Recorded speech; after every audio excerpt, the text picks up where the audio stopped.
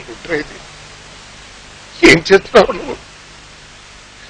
నా రక్తం, నా కుటుంబం, సర్వస్వం 30 సంవత్సరాలు ధారపోసి పెంచుకున్న సామ్రాజ్యం రైతు అని కాదు నాశనం చేసేసావు. నీ ప్రకారంగా అయితే ఇలా ఎందుకు చేసావురా? శవాలను నడిపించలేం కదా పెద్ద, వాడిని సమాధే చేయాలి. సామ్రాజ్యం అన్నారు. ఏం సామ్రాజ్యం? ప్రజల్ని దోచుకునే సామ్రాజ్యం. దీనికి పునాది కులం, నడిపించేది మన కుటుంబం. నేనేదో నాశనం చేశానన్నారు, ఎప్పుడో ఒకప్పుడు నాశనం అయ్యేదే. బాధపడకండి పెద్ద, మీ పార్టీ కాదు, మన ప్రజాస్వామ్యంలో ప్రతి వ్యవస్థ చచ్చిపోయింది.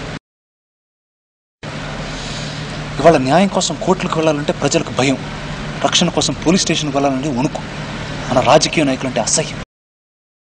ఇలా ప్రతి వ్యవస్థను నాశనం చేసి దోచుకుంటున్నారు. మిమ్మల్ని ఎవరు ఆపరనే కదా. ప్రజలకు చిన్న ఆశ కూడా మిగిలిన దీన్ని సమాజ్ చేయడం కరెక్ట్ పద్నా. కొత్త ప్రపంచం కోసం ఒక సరికొత్త ప్రపంచం రావాలి. నేను కాదంటే కదరా.